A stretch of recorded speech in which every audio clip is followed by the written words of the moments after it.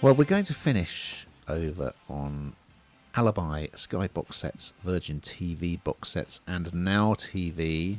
Oh, as well as You, which is the streaming platform formerly known as UK TV, with another American series, a drama series this time, which arrived on Tuesday, the 6th of August. It's called The Company You Keep, and here's a clip. Relationships. What a racket. A shell game to conceal who you really are. So, what do you do? I'm a yoga instructor. You? I'm a pageant queen turned rocket scientist. I bet those pageants really prepared you for NASA, though.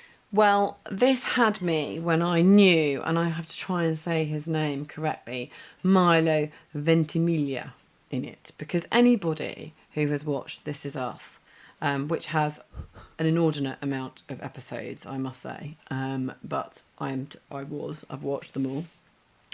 He's in it, and I just love him. He's just brilliant character. He's nice to look at. He's got a nice voice. He's the whole package. He seems a very nice person. Apart from in this, it's a slightly different character, but I still love him just as much. Anyway, that's enough. So love isn't blind, then? No. Love is not blind when I look at him. No, it is not, Ian. Anyway, I must stop my gushing and fawning over Milo Ventimiglia, because honestly, I can't stop looking at him. No, I need to stop. Right, he plays Charlie Nicoletti in this. He's a con artist, and they're kind of a family of con artists, really. But they own this bar as a front, so you know it's just a front for everything else that they do, and that's that life. So that life is kind of rowdy and difficult and naughty and escaping the law. On the flip side of that, we have Emma Hill, who's played by Haena Kim, she's an undercover CIA agent. Now, before all this, her husband has been having an affair right under her nose. She hasn't realised, then it all comes out, and she's kind of in a bad way.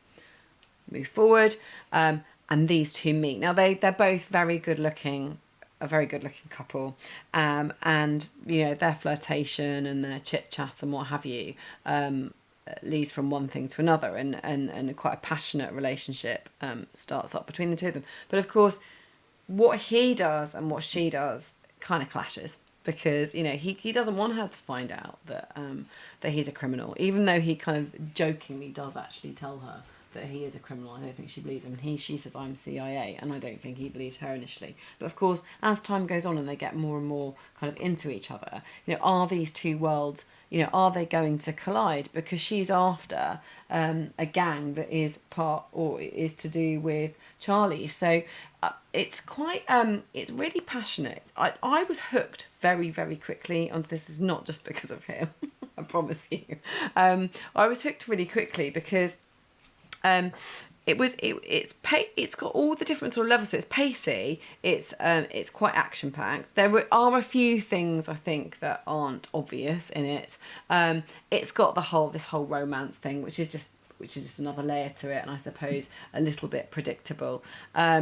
But it's the family, his family as well. They're great. You know, they're con artists, but they kind of.